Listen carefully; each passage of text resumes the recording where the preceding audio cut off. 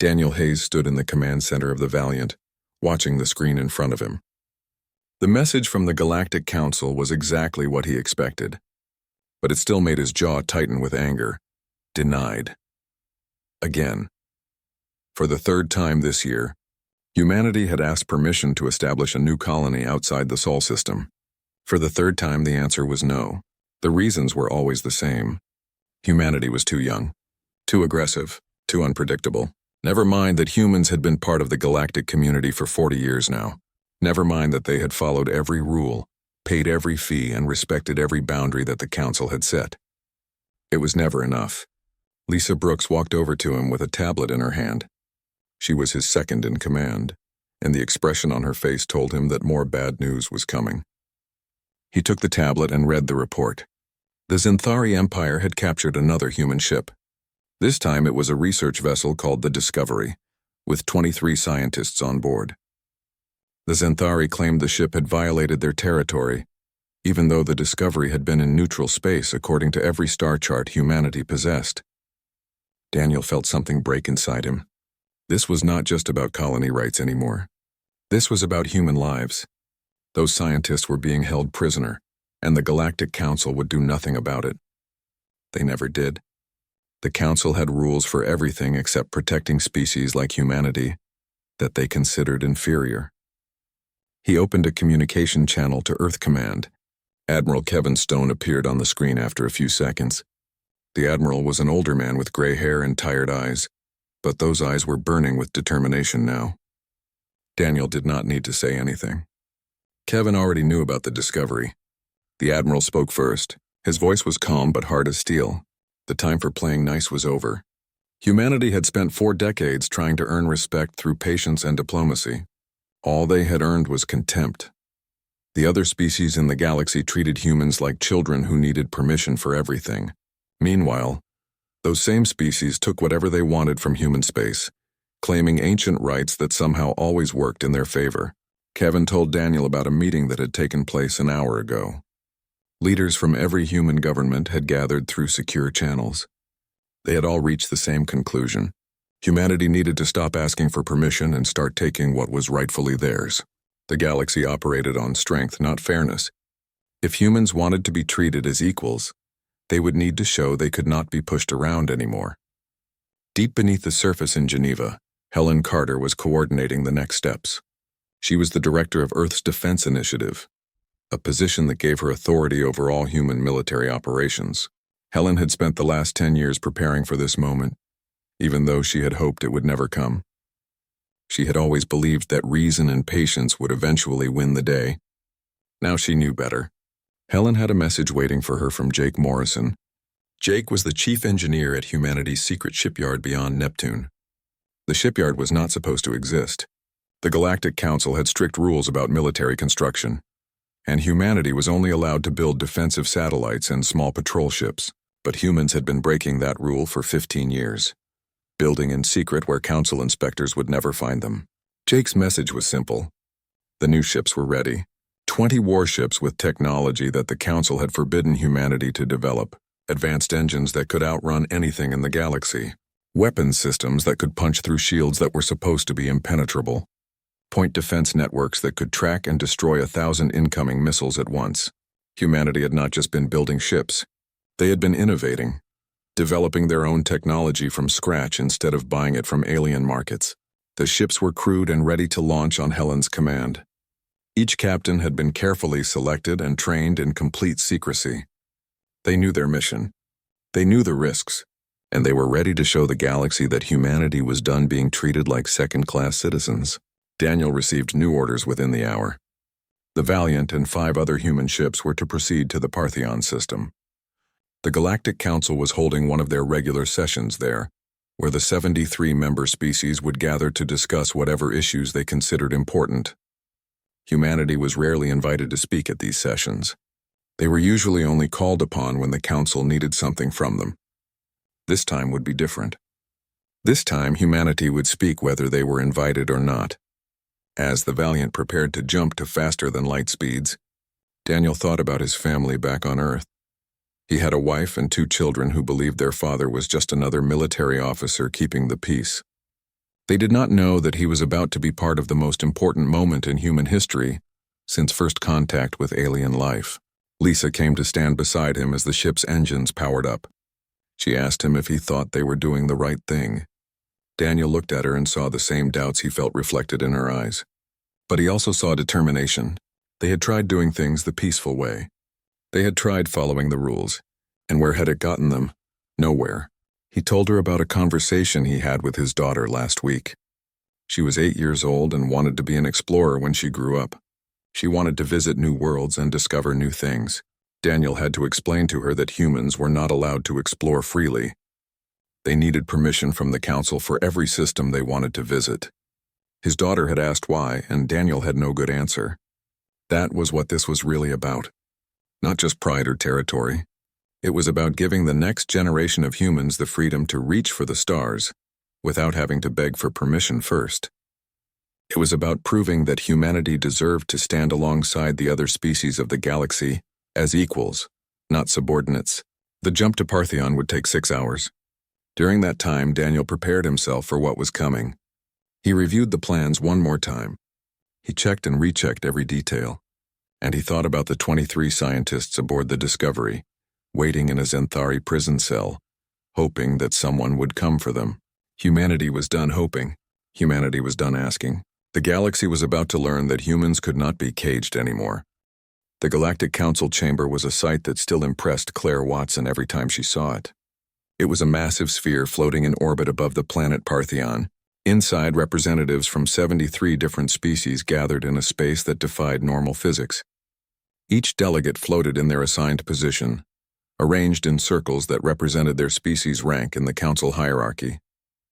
The oldest and most powerful species floated near the center. The Corvan, who had been spacefaring for over 10,000 years, held the most prestigious position. The Satharans, master traders who controlled most of the galaxy's economy, were right beside them. The Vrel, whose military might had conquered 100 systems, were never far from the center either. Humanity's position was near the outer edge. It was a spot reserved for young species who had not yet proven themselves worthy of respect. Claire had stood in that position for 3 years as Earth's ambassador, watching as the Council made decisions that affected billions of human lives without ever asking for human input. Today was different. Today, Claire was not going to her assigned spot. She walked straight across the chamber floor with 2 security officers beside her. Both wore powered armor that made them look twice their normal size. The armor was another thing that the Council had forbidden, but humanity had built it anyway. Delegates turned to watch as Claire moved toward the center of the chamber. A Corvan representative raised one of its many limbs and made a chittering sound that the translation device rendered as an order to stop. Claire ignored it. She had not come here to follow their rules anymore. She reached the center platform and activated a device that her team had spent months designing. It overrode the chamber's communication systems, ensuring that every delegate could hear what she was about to say. Some species tried to block the signal, but the human technology was more advanced than they expected. Within seconds, Claire's voice filled the entire chamber. She began by thanking the Council for 40 years of guidance. Her tone was polite, but there was an edge to it that made several delegates shift uncomfortably in their floating positions. She reviewed the history of human interaction with the galactic community. Every request for colony rights denied. Every appeal for fair trade agreements rejected. Every complaint about territorial violations dismissed. Claire spoke about the Discovery and its crew of 23 scientists who were being held by the Zenthari for crimes they did not commit. She spoke about human miners who had been killed when the Satharans decided to claim an asteroid field that humans had been working for years. She spoke about the fees that humanity was forced to pay just to use trade routes that human explorers had actually discovered first. The chamber erupted with angry sounds from dozens of different species. The translation devices struggled to keep up with all the different languages being spoken at once. The Corvan representative demanded that Claire be arrested immediately. The Satharan delegate threatened economic sanctions that would cripple Earth's economy.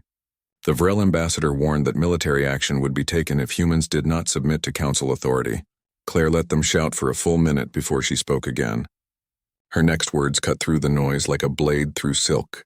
Humanity was withdrawing from the Galactic Council effective immediately. They would no longer seek permission for expansion into new systems. They would no longer accept restrictions on their technological development. They would no longer pay fees for access to space that did not belong to any single species. The chamber fell silent. For a moment, no one seemed to believe what they had just heard. Then the Corvin representative spoke, its voice dripping with contempt. It asked what made humanity think they could simply leave the Council. Every species in the galaxy was part of the Council. It was the natural order of things. Young species learned from old species. That was how civilization worked. Claire smiled. It was not a friendly smile. She told the Council that humanity had spent 4 decades learning. They had learned that the Council was not interested in justice or fairness. They had learned that strength was the only thing that mattered in galactic politics. And they had learned to build that strength in secret, while the Council assumed humans were too primitive to be a threat. She gestured to the large display screens around the chamber. Images appeared showing human warships in orbit around Partheon. 20 vessels, each one larger and more advanced than anything humanity was supposed to possess. The ships were not making any threatening moves, but their presence made the message clear. Humanity had the power to back up their words.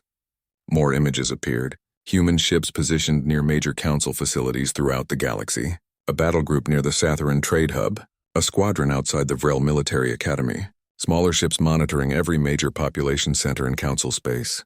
Over 100 vessels total, all appearing simultaneously as if they had materialized out of nowhere. The Vrel ambassador demanded to know where humanity had gotten such ships. The Council had strict regulations about military construction.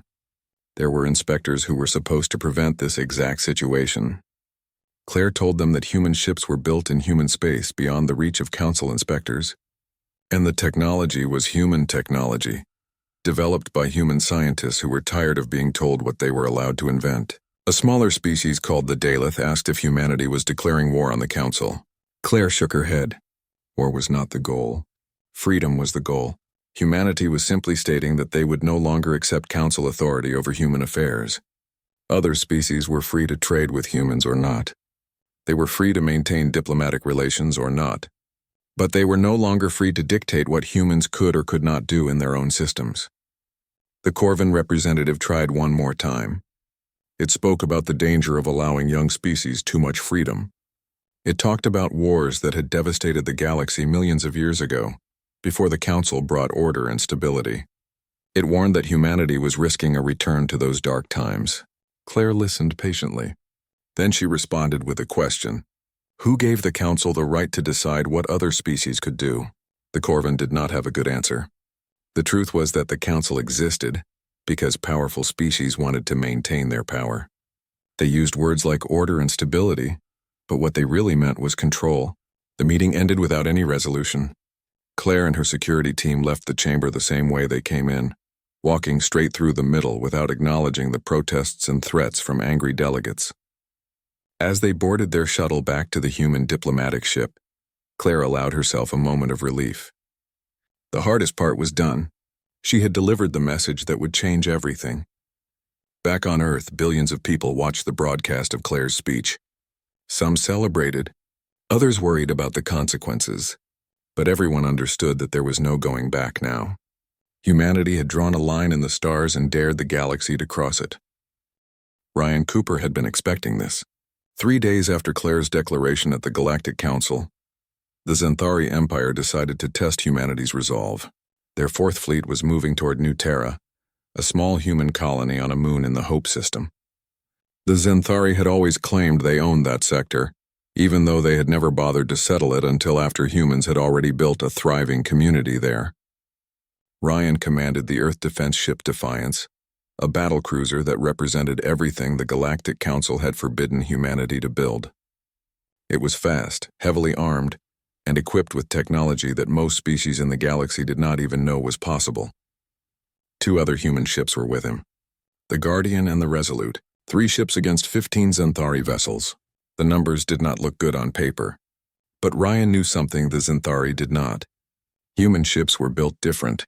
While the galaxy's older species relied on technology they had been using for thousands of years, barely innovating because they saw no need to improve on what worked, humans had started from scratch. Every system on the Defiance was designed by engineers who asked how things could be done better, not how they had always been done. The Zenthari fleet dropped out of faster-than-light travel at the edge of the Hope system. Ryan watched them appear on his sensors, counting the ships as they formed into a standard attack formation. 15 heavy cruisers, each one capable of destroying a planet's surface from orbit. The Zenthari admiral opened a communication channel, his scaled face filling the screen with an expression that Ryan's translator software interpreted as contempt. The admiral spoke in the formal manner that Zenthari used when addressing inferior species. He informed Ryan that New Terra was now property of the Zenthari Empire. The human colonists had 1 hour to evacuate. Any human military vessels that interfered would be destroyed. It was not a negotiation. It was a statement of fact, backed by overwhelming force. Ryan let the admiral finish speaking before he responded. His voice was calm and level. He told the Zenthari that New Terra was a human colony, established legally in unclaimed space. The colonists were not leaving. The human ships were not leaving. And if the Zenthari fleet did not turn around and go home, they would discover exactly why humanity was no longer asking for permission. The Zenthari admiral made a sound that the translator rendered as laughter. He cut the communication channel without another word. His fleet began moving forward, weapon systems powering up. They were confident. They had fought hundreds of wars over their long history. They had crushed dozens of younger species who thought they could stand against Zenthari might. Humanity would be no different. Ryan gave his crew their orders. Lieutenant Greg Palmer, the tactical officer, began coordinating the defense network. Every weapon on all 3 human ships was linked through a central computer system that could process targeting data faster than any living being. The point defense systems came online, ready to track and destroy any incoming missiles or energy weapons. The Zenthari attacked first. All 15 ships fired simultaneously, launching a wave of missiles that filled the space between the 2 fleets. It was a standard tactic, designed to overwhelm enemy defenses through sheer numbers. Against most species, it would have worked. The missiles would have struck home, crippling or destroying the defending ships before they could mount an effective response. But the missiles never reached their targets. The human point defense systems opened fire, and the space between the fleets lit up with thousands of small explosions. Every single missile was destroyed before it got within 100 kilometers of a human ship. The Zenthari admiral stared at his displays in disbelief. No species had defensive systems that effective. Ryan ordered the human fleet to return fire. What happened next would be talked about in military academies across the galaxy for years to come. The human ships did not use missiles. Instead, they fired directed energy weapons that moved at the speed of light. The Zenthari shields, designed to deflect physical projectiles and slower energy weapons, might as well have not been there at all. 3 Zenthari ships were disabled in the first volley. Their shields collapsed, and precise strikes from human weapons took out their engines and weapon systems without destroying the ships entirely. Ryan had given specific orders. They were here to defend New Terra, not to commit genocide, but they needed to send a clear message about what would happen to anyone who threatened human colonies. The Zenthari admiral tried to adapt. He ordered his remaining ships to close the distance, thinking that human weapons might be less effective at close range. It was another mistake. The human ships accelerated with a speed that should have been impossible for vessels of their size. They moved around the Zenthari fleet like dancers, always staying at optimal firing range while the heavier Zenthari ships struggled to turn and track their targets. Greg Palmer's tactical display showed the battle unfolding with a clarity that would have amazed military observers from any other species. Every human ship knew exactly where the others were and what they were doing. Every weapon fired was coordinated to maximize damage while minimizing the risk of friendly fire. It was a level of military precision that only became possible when you combined advanced computers with crews who had trained together for years. 4 more Zenthari ships went dark, their systems shut down by human weapons fire. Then 3 more. The Zenthari admiral finally understood that he was not going to win this fight. He had started with 15 ships. Now he had only 5 that were still operational, and those were being systematically disabled by an enemy force that had not suffered a single serious hit. The admiral tried to order a retreat, but Ryan was ready for that too. He opened a communication channel to the remaining Zenthari ships. He told them they were free to leave, but they would be leaving behind their disabled vessels and their crews. Those ships and crews would be returned to the Zenthari Empire unharmed, as soon as the scientists from the Discovery were released from Zenthari custody. It took the Admiral a moment to process that. The humans were not just defending their colony. They were using this battle as leverage to free their captured people. It was a calculated move that showed the humans understood how to use military force to achieve political goals.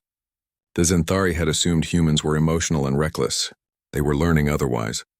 The 5 remaining Xanthari ships jumped to faster-than-light speeds, leaving their disabled comrades behind. Ryan ordered his crews to begin rescue operations, pulling Xanthari sailors from their crippled vessels and providing medical attention to the injured. Every rescued Xanthari sailor was treated well, given food and water and medical care. Ryan made sure they understood that humanity did not want a war. They just wanted to be left alone. Down on New Terra, the colonists watched the battle through the telescopes at their observatory. When it became clear that the human fleet had won, they celebrated. But more importantly, they felt safe. For the first time since establishing their colony, they did not have to worry about some alien empire deciding to take what they had built. The battle lasted only 8 minutes from first shot to final retreat. News of the engagement spread through the galaxy faster than the Xanthari ships could make it home.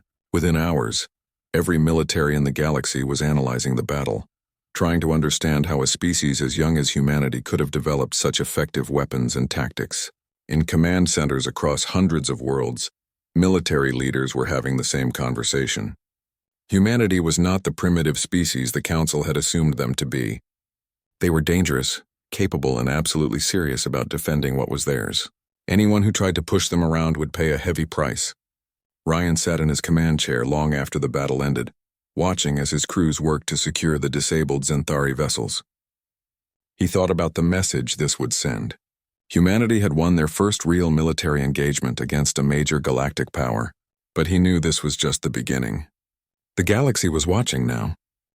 Nicole Sanders had been an ambassador for less than a year when she received the encrypted message from the Mirren Consortium. The message came through channels that the Galactic Council did not monitor, which was interesting all by itself. The Mirren wanted to meet with human representatives, and they wanted that meeting to happen in secret. The Mirren were traders, famous throughout the galaxy for their merchant fleets and their ability to find profit in any situation. They were not warriors or politicians. They were business people who valued freedom of trade above all else. Nicole knew that if the Mirren were reaching out to humanity after Claire's declaration, it was because they saw an opportunity. The meeting took place on a neutral station in the Kepler sector, far from any council monitoring stations. Nicole arrived with a small security team, not knowing what to expect. The Mirren representative who met her was named Kelos. He was tall and thin, with silver skin that seemed to shimmer in the station's artificial light. His species had been dealing with humans for years, mostly selling technology and information that the council restricted. Kelos did not waste time with pleasantries. He told Nicole that the Mirren Consortium had been watching humanity for a long time. They had seen how the council treated humans, restricting their growth and charging them excessive fees for basic rights. The Mirren had their own complaints about the council. The Satharans controlled most of the major trade routes and used their position to squeeze out competition. The Corvan had laws that made it nearly impossible for younger species to compete in key markets. What Kelos was suggesting was revolutionary. A trade alliance between humans and Mirren, operating completely outside council authority. The Mirren would provide humanity with access to markets that the council had blocked. In return, humans would share some of their new technology, particularly the advanced engines and weapon systems that had performed so well at New Terra. Nicole knew this was a major decision. She sent an encrypted message back to Earth, outlining the Mirren proposal. The response came from Helen Carter herself. Earth Command wanted this alliance. They wanted it badly. The Mirren connection would give humanity access to resources and information that would take decades to develop on their own. But the Mirren were not the only species reaching out to humanity. 2 days after Nicole's meeting with Kelos, another message arrived. This one was from the Talvex, a species that most humans had barely heard of. The Talvex were engineers, skilled at building and maintaining complex systems. But in the council hierarchy, they were treated as little more than maintenance workers. Their advanced knowledge was exploited by the older species, who took credit for Talvex innovations while keeping the Talvex themselves in subservient positions. Commander Peter Grant handled the Talvex negotiations. he met with their representatives on a human orbital station above Mars, where they could speak freely without council interference. The Talvex delegation was led by an engineer named Crix, who explained that his people had been inspired by humanity's declaration. If humans could stand up to the council, maybe other species could too. The Talvex offered to share their engineering expertise with humanity. In return, they wanted sanctuary. They wanted the freedom to work on projects without having their designs stolen by Corvan corporations or Satharan trading houses. They wanted to be treated as partners, not servants. Peter immediately understood the value of what they were offering.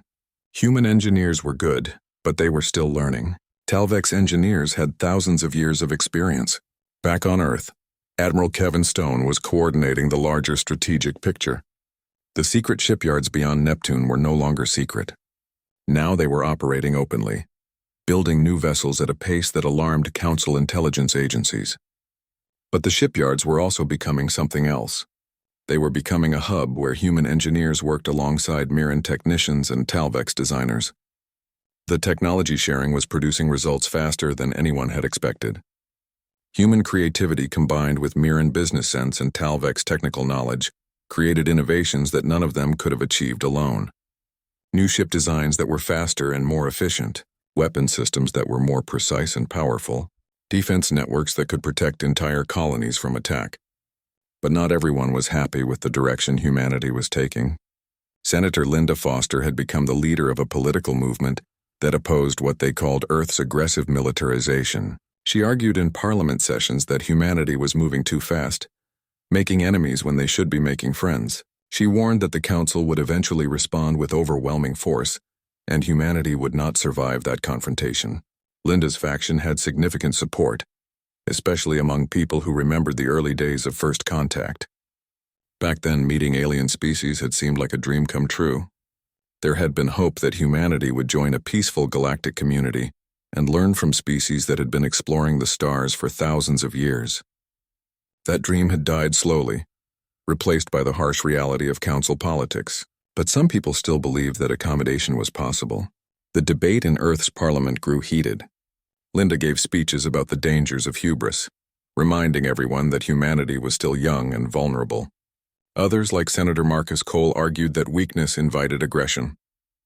Marcus pointed to the Discovery crew, who were still being held by the Zinthari despite humanity's victory at New Terra.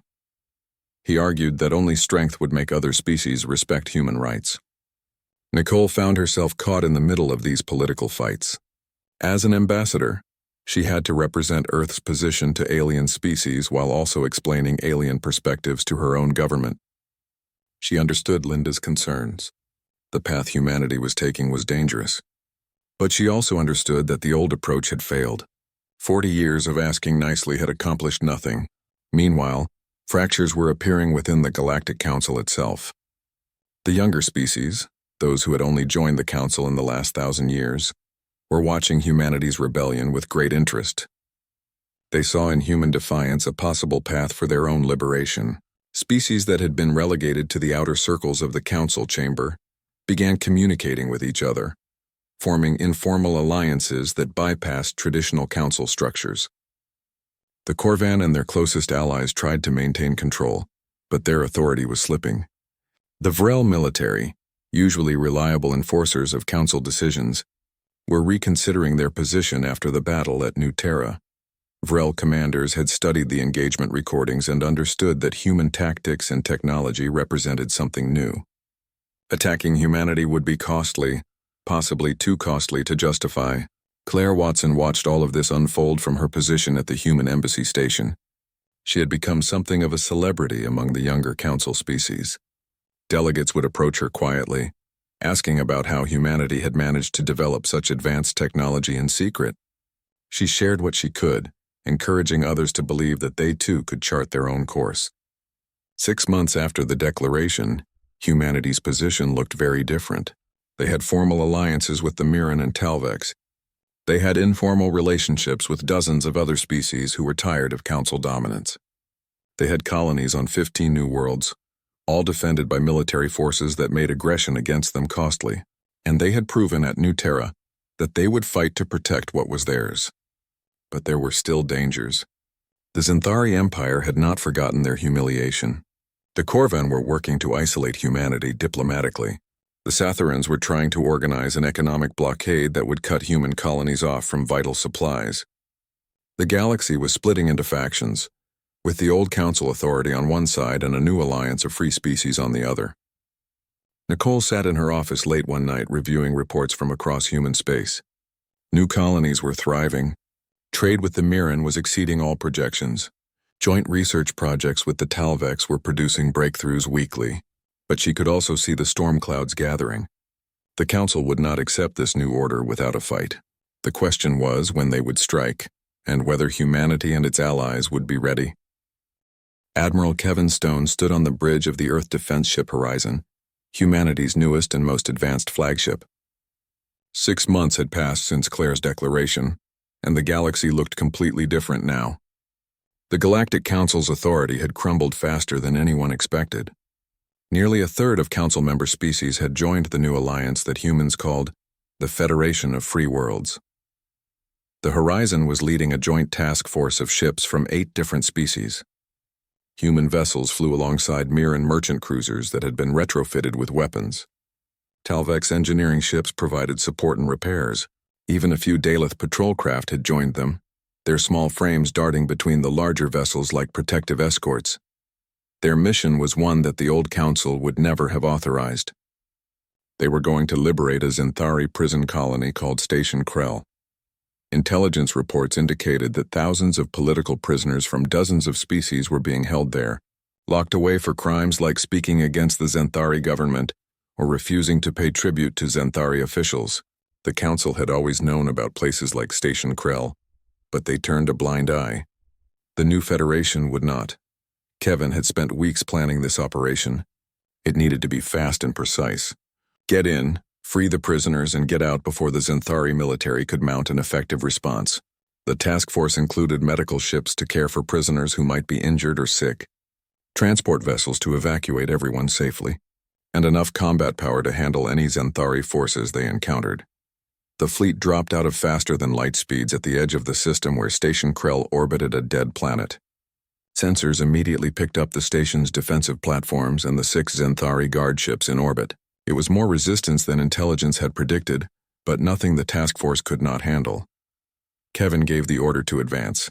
The combat ships moved forward while the medical and transport vessels held back at a safe distance. The Xanthari guard ships moved to intercept, but they were outnumbered and outmatched. After what happened at New Terra, most Xanthari military officers were cautious about engaging human forces. These guards were no exception. They sent out a challenge demanding the Federation fleet identify itself and state their business. Commander Peter Grant, who was commanding one of the human escort ships, responded to the challenge. He informed the Xanthari that the Federation fleet was here to liberate the prisoners at Station Krell.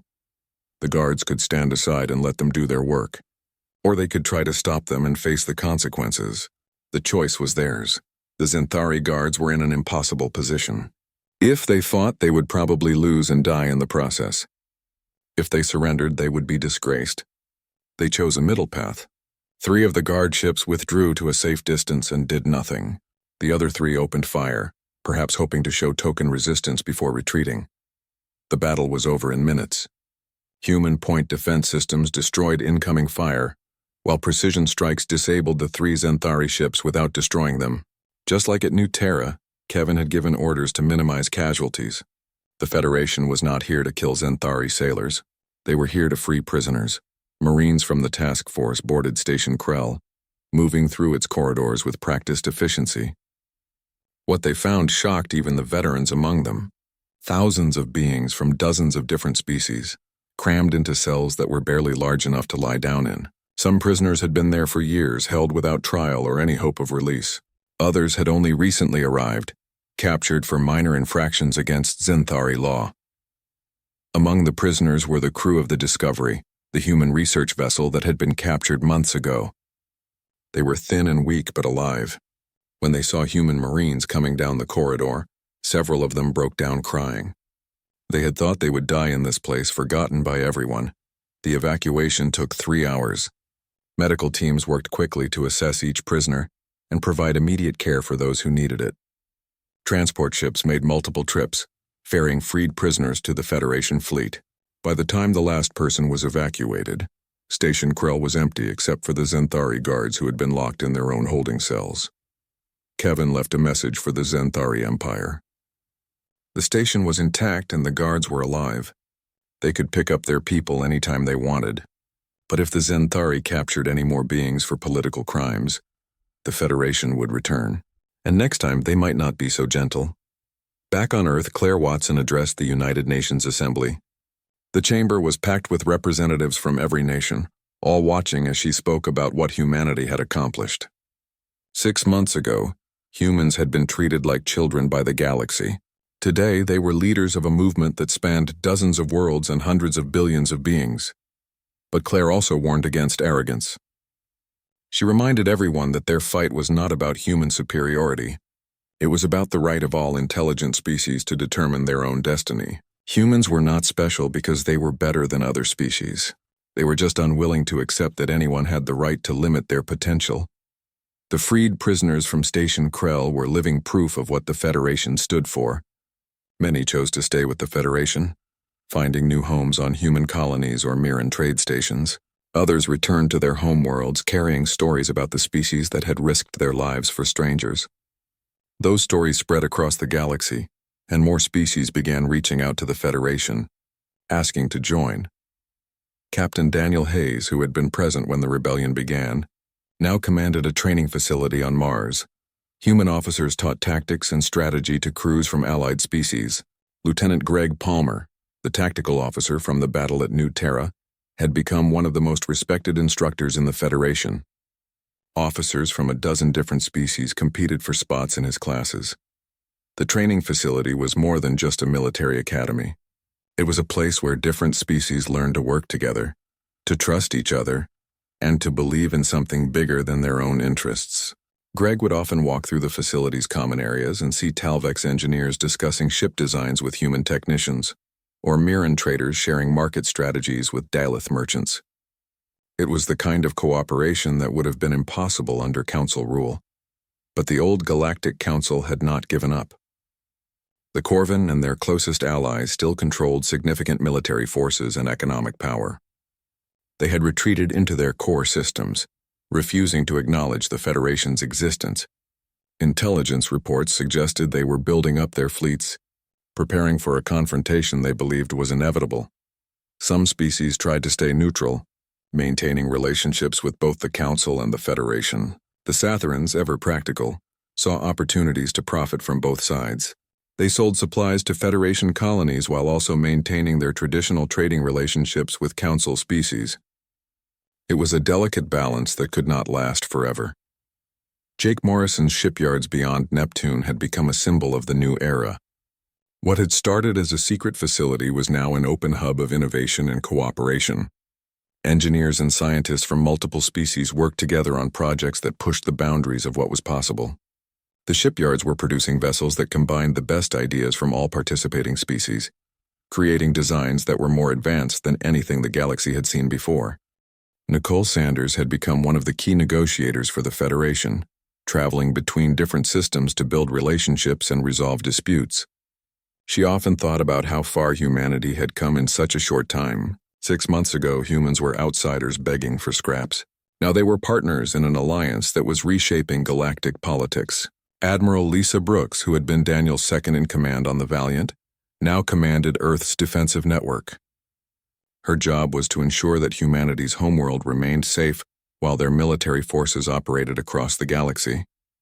It was a responsibility that kept her awake at night, knowing that any attack on Earth would target billions of civilians who had no way to defend themselves. But Earth was better defended than it had ever been. Orbital platforms bristled with weapons that could destroy any attacking fleet. Ground-based missile systems provided backup in case anything got through the orbital defenses, and rapid response fleets stood ready to reinforce Earth's defenses within hours of any threat being detected. The Federation of Free Worlds continued to grow. Every week, another species announced they were leaving the Council and joining the new alliance. Some were small species who had always been marginalized by Council politics. Others were larger powers who saw the writing on the wall and decided to align themselves with what they believed was the winning side. In the years that would follow, historians would point to this moment as the turning point in galactic history, not because humanity was special, but because they refused to accept limitations that others had imposed on them. They showed that courage and determination could overcome even the most entrenched systems of power. The galaxy would never be the same. The age of the Old Council, where ancient species dictated terms to everyone else, was ending. A new age was beginning, one where species stood together as equals or not at all. And at the center of this transformation stood humanity, the young species that had dared to say no when everyone else had always said yes. Commander Lisa Brooks stood in Earth Command, looking up at the stars through the transparent dome above her station. Somewhere out there, human ships were exploring new systems without asking permission. Human colonists were building new homes on distant worlds. Human scientists were pushing the boundaries of knowledge in ways that the Council had never allowed. She smiled, thinking about all the children on Earth who dreamed of reaching the stars. Thanks to what humanity had accomplished in the last 6 months, those children would grow up in a galaxy where they were free to chase those dreams. They would not need to ask permission. They would not need to accept artificial limits on what they could achieve. The moment humanity declared they were done asking permission had changed more than just their own fate. It had changed the fate of countless civilizations across the galaxy. It proved that freedom was not given by those in power. It was taken by those brave enough to demand it. And that lesson would echo through the stars for generations to come.